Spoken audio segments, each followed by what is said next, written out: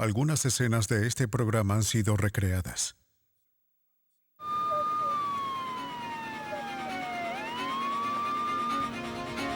Investigadores en Canadá están tras la pista de un asesino. La clave está en células de la víctima. Pero el fuego ha destruido toda la evidencia. En la escena del crimen, un puñado de cigarrillos proporciona la única pista. ¿Podrán los detectives forenses develar su secreto? Este joven fue encarcelado por una violación que jura que él no cometió. ¿Puede la ciencia probar que es inocente? Cuando la policía no consigue avanzar, recurren a los detectives en batas de laboratorio para descubrir las pistas ocultas en nuestras células. Una hebra de ADN puede señalar a un asesino o liberar a un inocente. La nueva forma de detección del crimen es una doble cadena.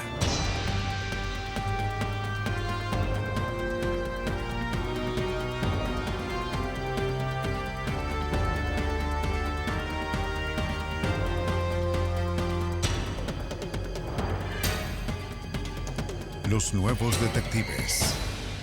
Casos estudiados por la ciencia forense.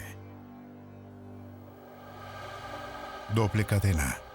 En julio de 1991, un conserje en Vancouver, Columbia Británica, recorría su trayecto de rutina al contenedor de basura, pero lo que encontró estaba lejos de ser rutinario. Dentro yacía un cuerpo quemado completamente, que no estaba seguro de que fuera humano. Corrió a llamar a la policía. División contra Homicidios. Al otro lado de la ciudad, los detectives Al Catley y Rick Rock respondieron a la llamada. Los investigadores de homicidios habían realizado este ejercicio antes. Lo que puede parecer un cuerpo humano a veces resulta ser una broma elaborada, un maniquí desechado o algún otro caso de identidad equivocada. Ellos esperan que solo sea eso. Aún así, deben revisarlo. Cuando nos acercamos para echar un vistazo dentro del contenedor de basura, solo se veía el contorno de un cuerpo humano. Y de hecho, el fuego destruyó tanto el cuerpo que era cuestionable si era humano. Hemos tenido algunos casos de cadáveres de osos que fueron destruidos después de la caza ilegal o algo así, y no descartamos la posibilidad. La cosa es que él lo asesinó. Los oficiales se acercaron al contenedor de basura con cuidado, tomando nota de los detalles que podrían ser importantes más adelante. El contenedor estaba fresco al tacto cuando llegaron. El fuego se había extinguido hace horas. Una mancha se extendió desde la esquina hasta el pavimento. Quien haya provocado el incendio usó suficiente líquido inflamable para destruir el contenido. Una inspección detallada de los contenidos confirmó que esto no era una falsa alarma. Allí, en medio de las cenizas de cajas de computadoras, pisos de madera y papel de desecho, yace lo que una vez fue un ser humano. Después de que los detectives tomaron sus notas, comenzó la delicada remoción del cuerpo frágil. Fue colocado suavemente en una bolsa para cadáveres, para no dañarlo más. Luego es llevado a la morgue, donde un patólogo lo examinará en busca de pistas sobre su identidad. Cualquier otra cosa que sobrevivió al incendio también fue recolectada y sellada. Tras examinar la escena, los detectives se dieron cuenta de que el asesino seleccionó su sitio con cuidado. Un parque industrial cerrado, durante el fin de semana, rodeado de arbustos y árboles. De hecho, establecimos que la gente conducía por aquí aproximadamente a la misma hora en la que ocurrió el homicidio o el incendio, y nadie vio nada. Fácilmente tú habrías podido conducir hasta aquí y no percatarte del incendio. Los homicidios a menudo se resuelven en las primeras 24 horas, cuando los investigadores siguen pistas importantes, pero en este caso el fuego se había extinguido, el rastro se había enfriado. Si el asesinato hubiese ocurrido solo 5 años antes, Crook y Catley habrían confiado únicamente en sus corazonadas y su talento para dilucidar el caso hasta que tuvieran las respuestas. Pero en 1991, cuando esta víctima murió, Crook y Catley sabían que tenían un aliado en el laboratorio. Se ha agregado una herramienta nueva y poderosa a la resolución de crímenes, la elaboración de perfiles de ADN. Los investigadores ya no necesitan un fragmento de evidencia para resolver un caso. Solo necesitan una sola célula. Tan personal como las espirales y las líneas de una huella dactilar, pero mucho más difícil de ocultar, el ADN es la próxima gran ola en investigación científica. Hoy en día los científicos pueden extraer ADN en un sombrero manchado de sudor, dejado por un asesino nervioso, de la saliva en el sello de una carta extorsionadora, de sangre seca o piel raspada debajo de las uñas de una víctima.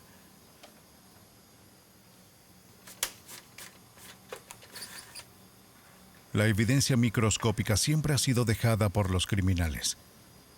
Solo con la llegada de los perfiles de ADN se ha vuelto incriminatoria. El ADN o el ácido desoxirribonucleico contiene todos los detalles que te hacen humano. No hay dos personas, excepto los gemelos idénticos, que compartan los mismos patrones. El ADN es lo suficientemente pequeño como para caber dentro del núcleo de cada célula. Su forma es de una doble hélice, como una escalera de caracol envuelta alrededor de una columna. Desenrollada, la doble hélice se extendería 8 pies. Alrededor del 99.5% del ADN de todos es el mismo, pero algunas secciones se diferencian de persona a persona. Al estudiar esas secciones, los científicos pueden identificar a las víctimas y desenmascarar a los asesinos. En la División de Ciencias Forenses de Virginia, Richmond, Paul Ferrara dirige uno de los laboratorios de ADN más avanzados del país. Con la sensibilidad de esta tecnología, no sé si podría entrar y cometer un crimen violento y simplemente no dejar algo de mí atrás. Y eso es todo lo que se necesita con esta tecnología. Solo una pequeña parte de mí que tiene una célula y un núcleo en ella y estoy en graves problemas. El calor es el enemigo del ADN y el fuego es la perdición de los investigadores forenses que intentan recuperar el ADN de las escenas del crimen donde hubo fuego. Una semana después de que la víctima fue encontrada, Crook y los bomberos recrearon el infierno para ver si podía arrojar algo de luz sobre el crimen. Ya sea por diseño o por accidente, el asesino dejó una tapa abierta, creando una corriente descendente dentro del contenedor de basura. El aire que corría azotó las llamas en un frenesí.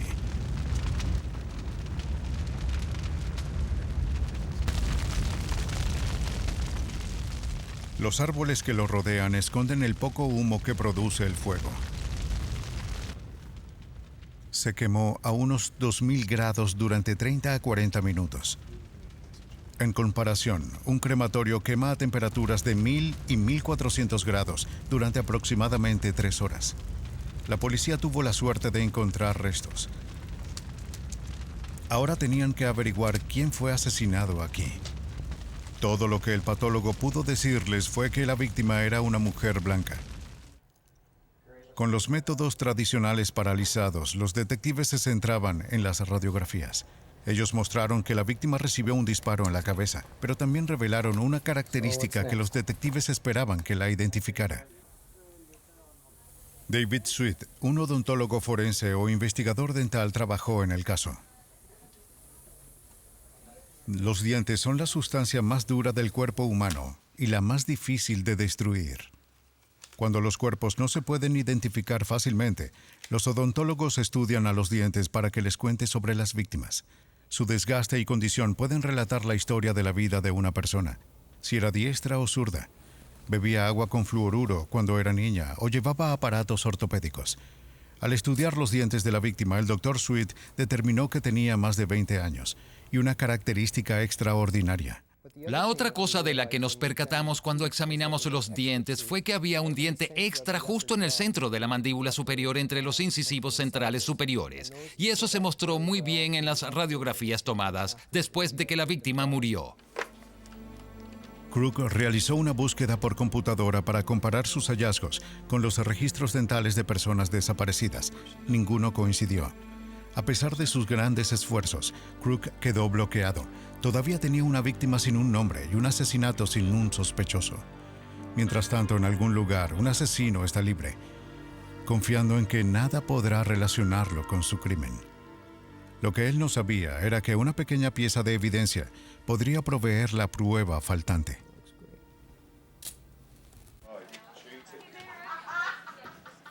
Durante 2 días, el detective Al Catley persiguió a un fantasma.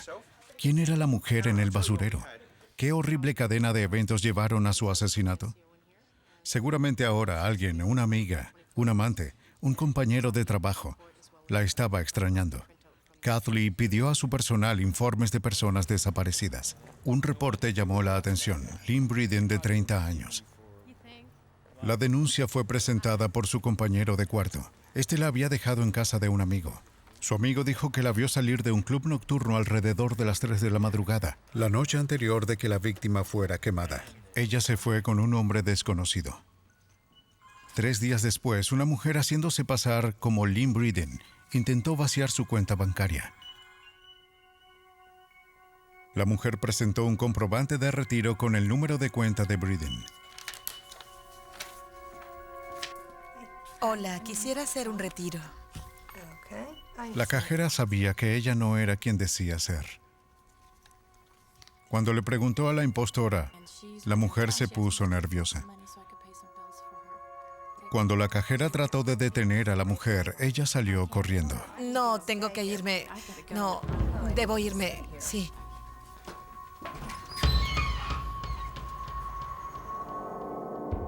Una cámara de seguridad capturó la transacción fallida. El análisis de la grabación reveló a un hombre esperando a la mujer en el estacionamiento. La policía logró extraer una foto de la mujer de la grabación y la publicó en el periódico. Ella fue identificada y localizada para ser interrogada. Ella le dijo a la policía que un amigo le había ofrecido $500 para estafar al banco. Ella no sabía nada del asesinato. El amigo era Chris Cruz, un bailarín exótico que usaba el nombre artístico de Tony Devons. Los detectives lo pusieron bajo vigilancia constante y luego le pidieron que viniera a hablar con la policía. Sin darse cuenta de que la policía lo estaba observando, Cruz estacionó su auto a 2 cuadras de la estación y caminó el resto. Los oficiales de vigilancia llamaron al sargento Crook para decirle que pensaban que Cruz escondía algo en su auto. Cuando Cruz llegó a la estación, la policía le preguntó si podían registrar su automóvil. Les dijo que el auto estaba en casa de sus padres, en otro condado. Ellos sabían que él estaba mintiendo. Le dijeron que sabían dónde lo había estacionado y que no necesitaban su permiso para buscarlo. A regañadientes, les entregó las llaves.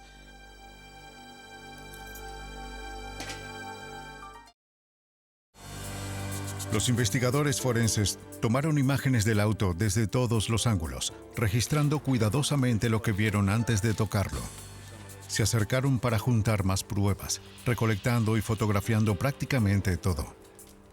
Era demasiado pronto para decir lo que podría ser importante más tarde. Los hombres trabajaban en equipos. Algunos oficiales inspeccionaban la evidencia, mientras que otros marcaban dónde se encontró.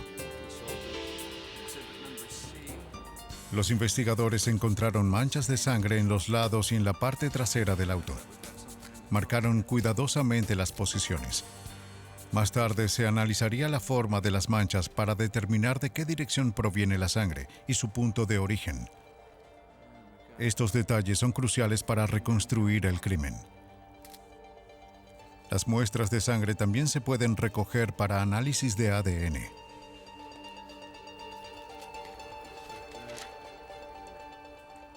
La policía registró el auto por dentro y por fuera. Buscaron entre los artículos personales en el asiento trasero con la esperanza de encontrar alguna pieza de evidencia que conectara a la víctima al automóvil. De acuerdo, son las 10:06 a.m. Vamos a abrir. A continuación abrieron el maletero. Vaya, mira lo que tenemos aquí. En el interior encontraron una lata de gasolina y otros objetos manchados de sangre. Debajo de algo de ropa hallaron la pieza clave de evidencia. Un rifle calibre .22. Los detectives ahora estaban casi seguros de que Cruz mató a Lynn Breeden, pero no tenían forma de conectar al sospechoso con la víctima. Cruz negó conocerla. Les dijo a sus amigos que compró su identificación en el mercado negro, y la policía no pudo probar que la sangre en el auto era de ella. Necesitaban comparar el ADN de la sangre del automóvil con el ADN de la víctima. Pero ¿dónde podrían encontrar el ADN de la víctima? Consultaron a David Sweet en busca de ayuda. Sugirió buscarlo en las muelas de juicio impactadas. Nadie lo había intentado antes, pero era su última esperanza. Sabemos teóricamente que todavía hay células incrustadas en los tejidos minerales de los dientes y deberíamos poder abrir esos dientes, extraer los materiales celulares y extraer el ADN para luego procesarlo en un análisis forense de ADN.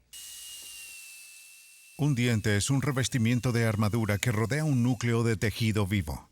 Sweet esperaba que el tejido dentro de las muelas del juicio impactadas estuviera protegido del fuego por los gruesos huesos de la mandíbula que los rodean.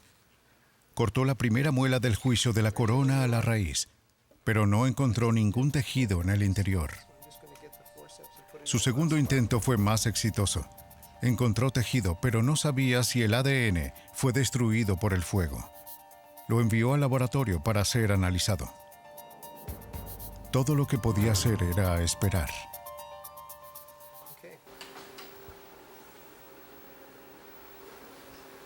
¿Chris Cruz mató a Lynn Breeden?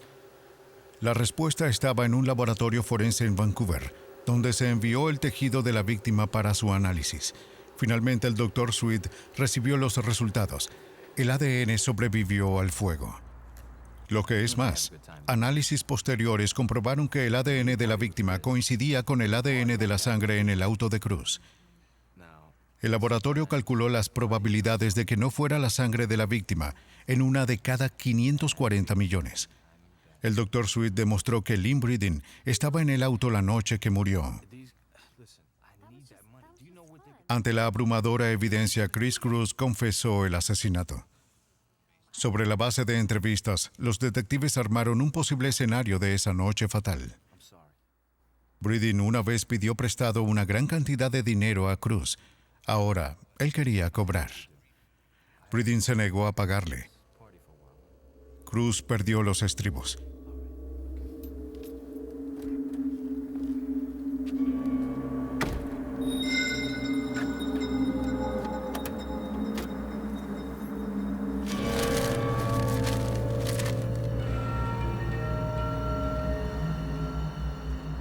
Cada vez más nerviosa, ella salió del auto.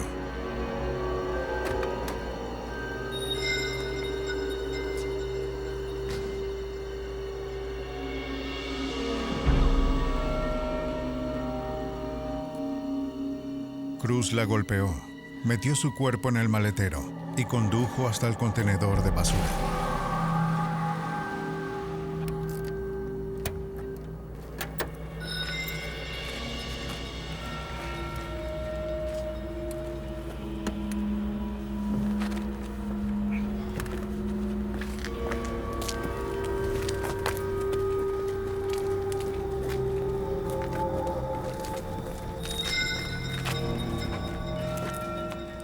Después de que llegó al lugar apartado, la víctima recuperó la conciencia.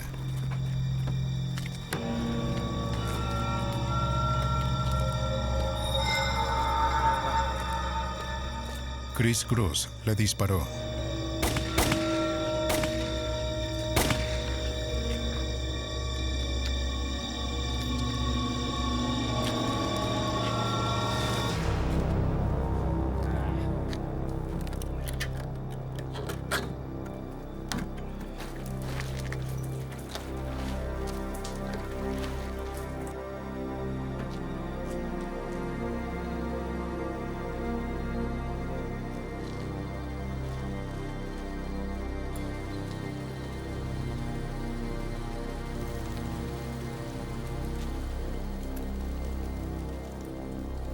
Pensó que las llamas borrarían toda la evidencia. ¿Cómo podía saber que la acusación de asesinato vendría de la boca de su víctima? Declarado culpable de asesinato en segundo grado, Chris Cruz recibió una sentencia de cadena perpetua.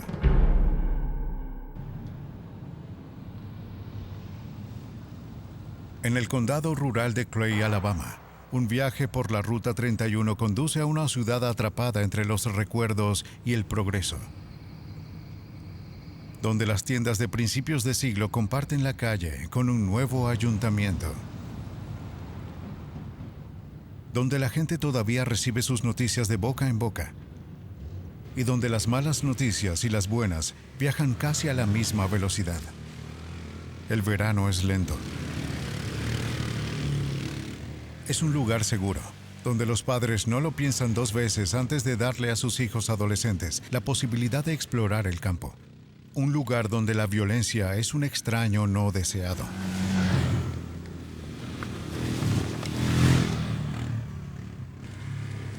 El 22 de julio de 1995, 3 personas en vehículo todoterreno descubrieron un colchón quemado en el bosque.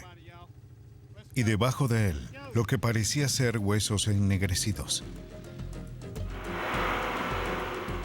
Llamaron al sheriff Ralph Tolan, quien respondió a la llamada.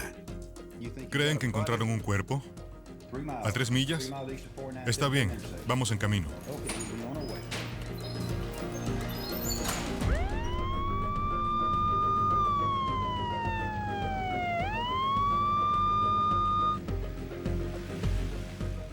Los hombres se reunieron con el sheriff y lo llevaron al lugar del descubrimiento sombrío.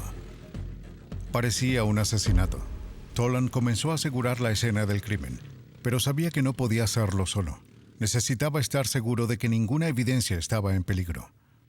Al llegar al lugar había mucha gente, por lo que temí que la escena del crimen estuviera contaminada. Comenzamos a dispersar a la gente y a armar un perímetro y a solicitar ayuda. Quería que los forenses y los criminalistas vinieran y nos ayudaran a recolectar evidencia. Ciencias forenses. El hombre que buscaba era Angelo de la Mana, científico del Departamento de Ciencias Forenses de Alabama. De la Mana nunca sabe lo que encontrará cuando contesta una llamada. Cada vez que llegas a una escena del crimen, esperas que se haya asegurado y acordonado justo después del descubrimiento del cuerpo. No quieres que nadie extraño al personal que trabaja en la escena del crimen esté allí. No quieres que nadie arruine la evidencia y que ésta se mantenga de manera segura para que cuando usted como científico llegue allí para recuperarla, tomarla y traerla de vuelta al laboratorio, pueda realizar las pruebas necesarias y así averiguar quién cometió el crimen. De la Mana marcó la posición del cuerpo, la condición del colchón y el área circundante antes de ir a trabajar y recoger todo lo que pudo. De la Mana colocó banderas para marcar la posición de la poca evidencia que encontró. Marcó 11 cigarrillos usados al azar, dispersos alrededor del colchón. No había estado allí por mucho tiempo. Esa fue una buena señal. ¿Pero quién los fumó? ¿El asesino? ¿La víctima? Sentí que iba a ser muy difícil no solo identificar a esa persona, sino también generar algún tipo de evidencia. Sentí en la escena del crimen que allí las colillas de cigarrillos presentes iban a ser pruebas muy sólidas porque no parecían desgastadas, estaban sentados sobre un cojín de hierba. Sentí que no habían estado allí por mucho tiempo. Cuando De la Mana evaluó la situación, sus técnicos registraron la evidencia.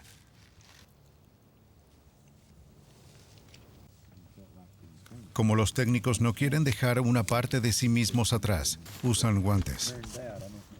La gente de la Mana ha sido entrenada para que no destruyan involuntariamente las mismas pistas que están tratando de salvar. Si los científicos forenses son descuidados en la forma en que recopilan, almacenan o procesan las pruebas, se volverán vulnerables a los posibles ataques en el tribunal. Después de que la evidencia ha sido marcada, fotografiada y grabada, los técnicos la recolectan cuidadosamente. Los cuerpos no desaparecen simplemente sin que alguien lo note. El sheriff Tolan ya tenía una sospecha de quién era la víctima. La semana anterior, Jimmy Parris lo llamó para informar que su esposa Peggy Laughlin había desaparecido. El sheriff Tolan decidió que era hora de que sus oficiales llamaran a Parris. ¿No sabe a dónde pudo haber ido ella? No era un secreto en la ciudad que la pareja tenía peleas muy fuertes y escandalosas. Nadie se sorprendería si Peggy decidiera levantarse y marcharse. Mientras tanto, el médico forense comparó la columna vertebral de la víctima con las radiografías de la columna vertebral de Peggy Laughlin. Era la misma. Jimmy Parris se convirtió en el principal sospechoso. Pero ¿dónde estaba la evidencia? Parris negó haber estado cerca del bosque esa noche. De la mano intentó juntar las piezas, pero no tenía suficientes para completar el cuadro.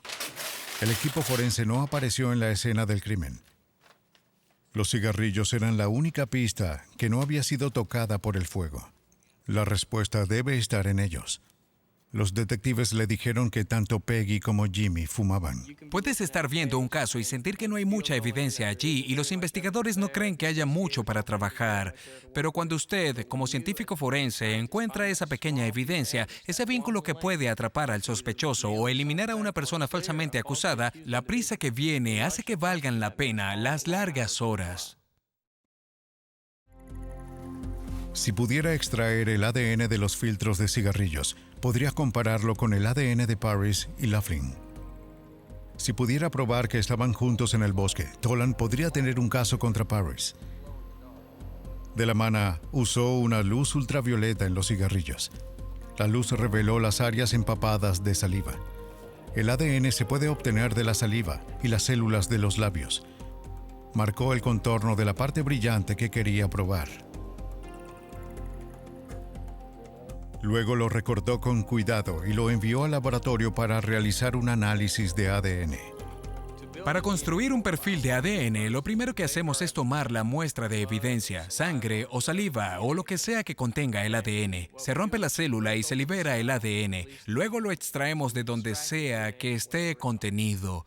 Lo limpiamos y observamos áreas o direcciones específicas en el ADN y hacemos millones de copias de esa área lo suficientemente grandes para que sean visibles. Una vez que se realiza este perfil de ADN para cada persona en el caso, podemos compararlo con el perfil de ADN de la evidencia y ver si hay alguna coincidencia. Los resultados lo alentaron. El laboratorio identificó el ADN de 2 personas y 2 de los cigarrillos contenían el ADN de ambas personas, lo que significa que compartieron sus cigarrillos. ¿Podría de la mano probar que esas 2 personas eran Jimmy Parris y Peggy Laughlin?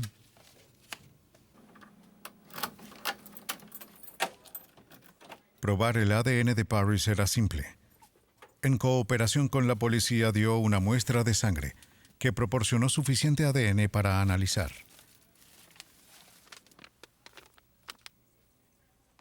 Pero obtener el ADN de Laughlin resultó ser mucho más difícil. De la mano tuvo que intentar extraerlo de sus restos. Sintió que el mejor lugar para buscar el ADN estaba en la médula del fémur o hueso del muslo. El hueso más grande del cuerpo. Es el que tiene más probabilidades de haber protegido el ADN del fuego. La médula ósea es rica en ADN.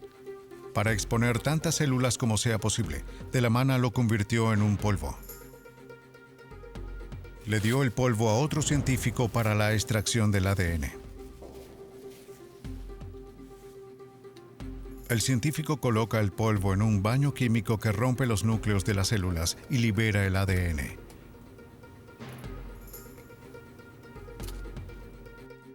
Una vez que el ADN está en la solución, debe eliminarse los fragmentos de hueso, los productos químicos y las impurezas. El líquido pasa por una serie de filtros microscópicos. Una centrifugadora hace girar los desperdicios. Los filtros atrapan el ADN limpio. En teoría, los científicos pueden obtener ADN de una sola célula. Pero para crear un perfil generalmente necesitan miles, aunque ese número está disminuyendo. No hace mucho tiempo las pruebas requerían una muestra del tamaño de una moneda de 10 centavos, Hoy en día pueden extraer ADN utilizable de una gota de sangre del tamaño de una cabeza de alfiler. El ADN está aislado. Ahora es el momento de medirlo.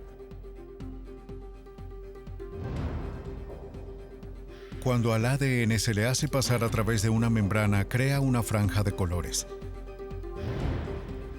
Comparando estos colores, los científicos pueden determinar cuánto ADN se obtiene.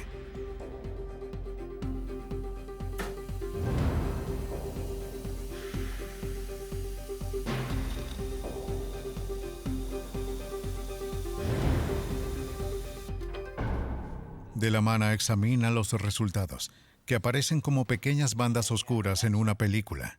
El ADN se mide en cantidades minúsculas llamadas nanogramos o billonésimas de gramo. Los resultados de la prueba le dicen a De la Mano si tiene suficiente ADN para trabajar. Desafortunadamente, solo hay alrededor de 3 nanogramos de ADN en la muestra. Eso es punto, luego 9 ceros y 3 gramos de ADN en esa muestra. De la Mano no tenía suficiente ADN utilizable para las pruebas, pero tenía un as bajo la manga. Un proceso científico tan revolucionario que su inventor Carey B. Mullis ganó el premio Nobel.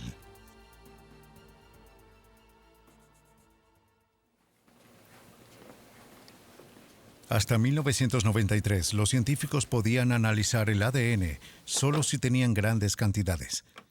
Pero las bacterias, el calor y el tiempo pasaban factura, degradando el ADN y dejándolo en fragmentos. Un proceso llamado PCR, o reacción en cadena de la polimerasa, permite a los científicos hacer múltiples copias de ADN. El ADN se compone de 4 unidades químicas: adenina, A, timina, T, guanina, G y citosina, C. Estas unidades están adheridas como piezas de un collar. A se une solo con T y G se une solo con C. La PCR funciona al separar el ADN de doble cadena como una cremallera. Él calienta el ADN, separando A de T y G de C, esencialmente descomprimiendo la hélice en el centro. Más de estos químicos se agregan a la solución, y las 2 mitades de la hélice los usan para completarse. Se repite el proceso de nuevo, y las 2 se convierten en 4, y así hasta que se crean millones de copias y se puede medir la muestra. Al hacer un perfil de ADN, los científicos no necesitan comparar moléculas de ADN completas. Miran varios sitios a lo largo de la cadena. Si estos sitios son iguales en ambas muestras, lo más probable es que el ADN provenga de la misma persona, lo que se considera coincidencia. De la Mano usó la PCR para crear suficiente ADN del hueso para hacer un perfil, pero la cantidad y calidad del ADN era pobre, por lo que solo podía medir un sitio. Pero para comparar el ADN en el hueso con el ADN de los cigarrillos, necesitaba identificar al menos 2 sitios en sus moléculas de ADN. ¿Cómo podría encontrar ese segundo sitio? Sabía que el ADN de un niño es una combinación del ADN de ambos padres. Para resolver el asesinato de Peggy Laughlin, De la Mano necesitaba la ayuda de sus hermanos y hermanas. Si pudiera hacer sus perfiles, entonces podría trabajar hacia atrás y determinar el de Peggy Laughlin. Una vez que supimos que no teníamos suficiente ADN para construir el perfil de ADN completo de Peggy, tuvimos que obtener una muestra de sangre de cada uno de sus hermanos y hermanas que estaban en los Estados Unidos. Estas muestras vinieron de todas partes del país.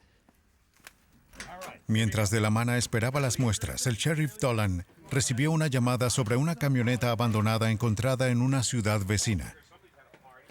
Una verificación de licencia mostró que pertenecía a Jimmy Parris. En el interior, los científicos forenses encontraron sangre en el techo y las paredes. Parte de la alfombra había sido arrancada. Te digo que está arriba de tu cabeza, sí, exactamente encima de tu cabeza. Tienes 3. Oh, sí, ya veo. Sobre la base de esta evidencia obtuvieron una orden de registro para la casa de Parris. Hola, Jimmy. Hola. Tengo una orden de arresto. Vamos, adelante.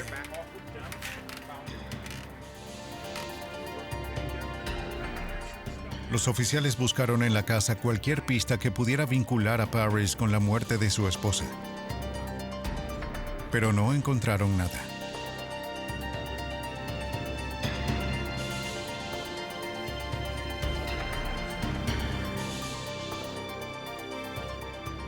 Luego, un oficial revisó el espacio debajo de la casa y encontró una sección de alfombra empapada en sangre.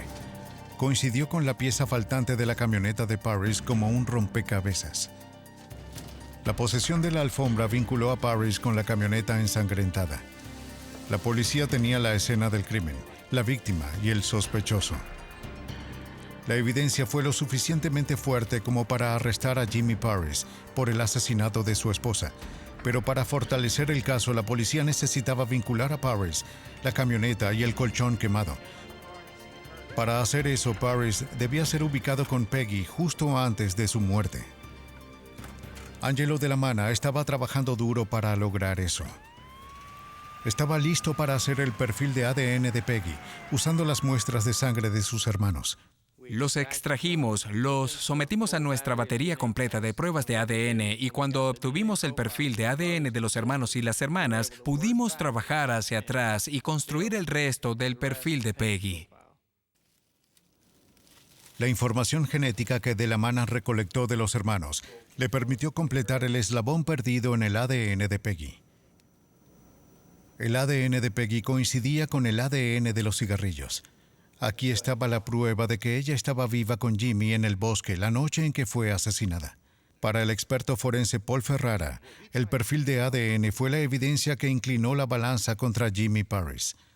Cuando observe la evidencia de ADN y el peso que usted pone en esa evidencia, tómela y ubíquela en perspectiva con otra evidencia de motivo, medios y oportunidad.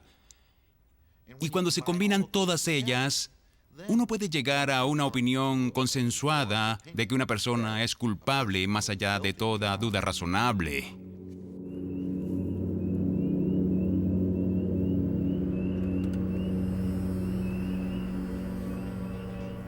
Parrish tenía el motivo, los medios y la oportunidad de matar a Peggy Laughlin. Era un hombre celoso y había empezado a sospechar que Peggy era infiel. Esa noche la invitó a ir al bosque. Trajo un colchón, lo colocó en el suelo y lo cubrió con una manta.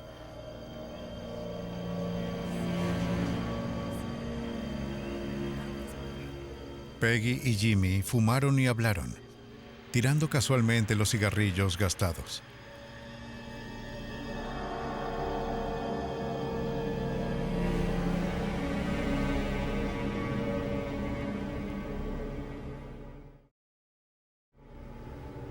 Allí, en la saliva y las células de los labios, se encuentra el código de identidad del asesino, a la espera de revelar su secreto. Luego, algo sucedió que provocó rabia en Jimmy, llevándolo al homicidio. Oye, ¿a dónde vas? El bebé está llorando. El bebé está durmiendo, nena. No, mejor voy a ver cómo está.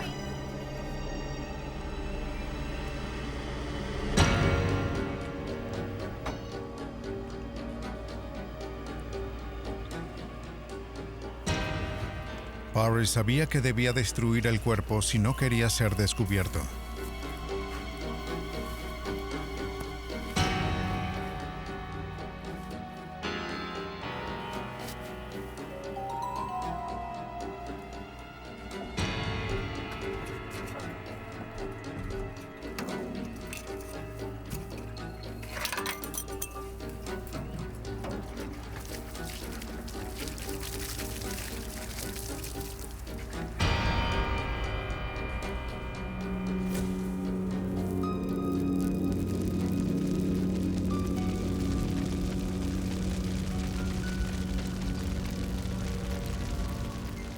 Probablemente él pensó que si la policía no encontraba el cuerpo, nadie podía conectarlo con el crimen. Él era incapaz de darse cuenta que la evidencia que ya había dejado era suficiente para condenarlo.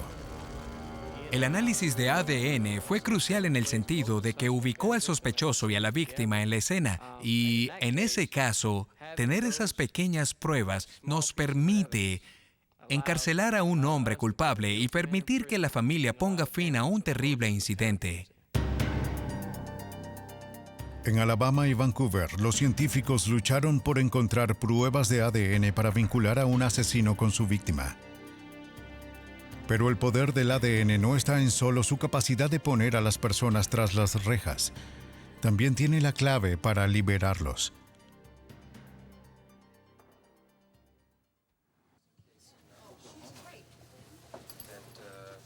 El abogado Barry Scheck, parte del equipo de defensa de O.J. Simpson, no cree que todos los que están tras las rejas sean culpables. Usando el ADN, quiere probar este punto. Scheck encabeza el proyecto Inocencia, un programa de la Escuela de Derecho Benjamin N. Cardozo en Nueva York. El programa está dedicado a exonerar a los inocentes a través de perfiles de ADN. Institutos psiquiátricos y ellos han respondido, pero no tenemos suficientes datos para examinar. Scheck proporciona la experiencia. Los estudiantes hacen el trabajo de investigación, revisando cientos de casos, buscando a los que tienen la mayor probabilidad. Una vez que se identifican los casos, los estudiantes investigan si todavía existe evidencia. Si la hay, determinan si puede usarse para pruebas de ADN. No lo sé, no está lo suficientemente claro aún. Nos quedó claro que el ADN tenía el poder de reabrir los casos antiguos, reexaminarlos y exonerar a las personas que habían sido condenadas hace muchos años, personas que en realidad podrían ser inocentes. Proyecto Inocencia ayudó a exonerar a 30 de las 40 personas liberadas a través del ADN desde que comenzó el proyecto en 1992.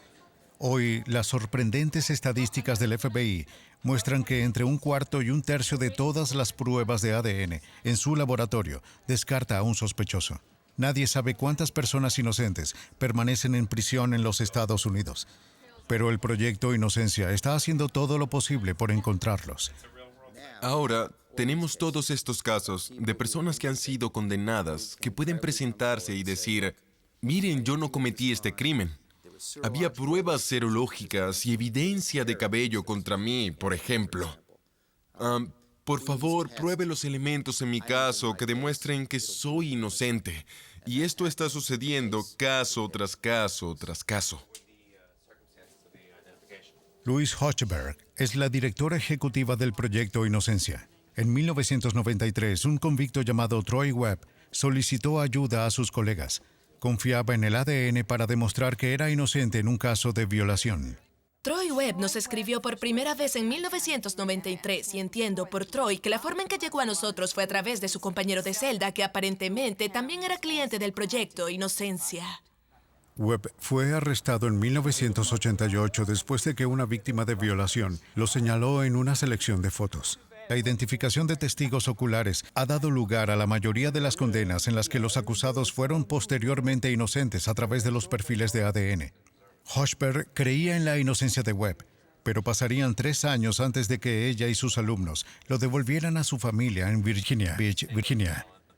El criterio principal para nosotros es, en primer lugar, esta persona puede hacer una aclamación creíble de inocencia. Número 2, y lo más importante, hay evidencias biológicas en el caso que podamos probar y que combinadas con otros factores serían determinantes y demostrarían que la persona no cometió el delito del que fue acusado.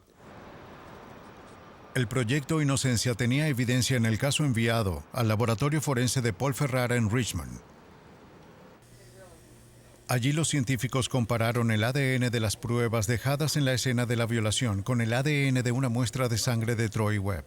El nivel de la tecnología, incluso hace 10 años, era tal que no podíamos descartar a Troy Webb, por ejemplo, como posible contribuyente del material genético. Pero de la misma manera no hubiéramos podido descartar tampoco a un gran porcentaje de la población. Antes de que pudieran comenzar el proceso de análisis, el laboratorio tuvo que recuperar material genético de la evidencia almacenada 7 años antes. Una vez que fue identificado, tuvieron que ver si contenía ADN viable.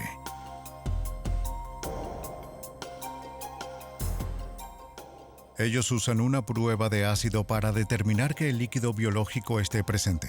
Si el líquido biológico está presente, el líquido indicador se vuelve púrpura. Otro método es usar una fuente de luz, llamada omnicromo, que hace que los fluidos brillen. Si el científico está buscando sangre para analizar el ADN, usará un químico llamado luminol para encontrarlo. El luminol puede detectar el menor rastro de sangre, por lo que lo hace especialmente útil en casos en que la sangre pudo haber sido lavada por la lluvia o cuando un asesino ha intentado eliminarla. En el caso de Troy Webb, los investigadores analizaron la evidencia de la ropa de la víctima. La muestra contendría el ADN del perpetrador. Lo compararán con el ADN de Troy. La comparación del ADN se refiere a comparar las longitudes de las cadenas del código genético en puntos específicos de la doble cadena. Los científicos colocan las secciones de ADN que desean comparar en un gel. El ADN tiene una carga negativa, por lo que los científicos pueden usar una carga positiva para tirar a través del gel. Las piezas más largas viajan más lentamente que las piezas más cortas. Así que dos piezas de la misma longitud se moverían a la misma distancia. Si el ADN de la evidencia y el sospechoso se mueven a la misma distancia a través del gel, los científicos saben que tienen la misma longitud y tienen una coincidencia. Si los segmentos no se mueven a la misma distancia, no podrían pertenecer a la misma persona. Las longitudes de los segmentos se pueden ver y medir bajo luces que hacen que el ADN tenga fluorescencia. Estas son las impresiones de los perfiles de ADN en el caso de Troy Webb. Se desvanecen con el tiempo, por lo que los científicos toman fotografías para un registro permanente. Los científicos necesitaban comparar solo un sitio en la cadena de ADN de Troy Webb con el ADN de la evidencia. Si no coincide, no podría haber cometido el crimen.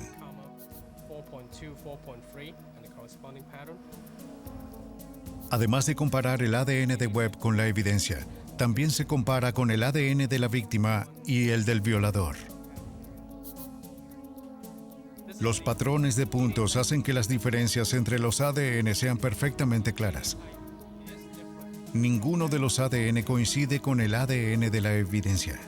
Por lo tanto, este tipo de ADN no provino de Troy Webb y el verdadero violador todavía está en libertad. El 7 de septiembre de 1996, el Proyecto Inocencia publicó los resultados. En Virginia, donde la nueva evidencia no puede presentarse más allá de 21 días después de la sentencia, la única opción fue la clemencia. El gobernador revisó la petición y concedió el indulto. En mi opinión, no hay una mayor recompensa para un abogado que mirar hacia atrás los casos antiguos y darse cuenta de que no se ha hecho justicia y corregir eso. El 16 de octubre de 1996, Troy Webb salió de la cárcel como hombre libre. Lo primero que quería hacer era comer un submarino de 7 pies de Cold Cuts, Filadelfia. Ahora trabaja en una tienda. Ha hecho nuevos amigos y ha reestablecido su vínculo con la familia. Vive con la misma fe y esperanza que lo mantuvo en la cárcel y está agradecido con el Proyecto Inocencia. Son como mi familia. Si no fuera por ellos, todavía estaría encerrado. Ya sabes, ellos me ayudaron y gratis. Así que no se puede pedir más. No se perdió toda esperanza de atrapar al verdadero violador. Virginia ha acumulado la mayor base de datos de ADN en el país mediante la recolección de muestras de sangre de todos los delincuentes condenados. Decenas de miles de muestras de sangre llegan cada año, creando una base de más de 135,000 muestras en almacenamiento en frío. Aún así, de los casi 10,000 perfiles de ADN en el banco de datos, Virginia ya ha resuelto 18 delitos al hacer coincidir el ADN de la escena del crimen. Si el ADN del caso se puede comparar con el ADN en el banco de datos, se encontrará al violador. Nuestra base de datos de ADN fue una de las primeras en ser creadas. Tuvimos un éxito en 1993, 0 en 1994, 5 en 1995, 12 solo en 1996, y la base de datos en 1996 tenía menos de 9,000 perfiles de los 130,000. Cuando lleguemos al punto donde tengamos todos los perfiles ingresados, ese número se disparará drásticamente, hasta el punto de que sean comunes. Si eres inocente de un crimen, la tecnología del ADN es tu mejor amigo y mejor aliado. Si eres culpable, es tu peor enemigo. Los perfiles de ADN tienen un tremendo potencial para una tecnología aún en pañales. En sus primeros 10 años, la diminuta doble cadena se ha convertido rápidamente en uno de los aliados más grandes de los nuevos detectives, llevando a los criminales a la justicia y dando justicia a los inocentes.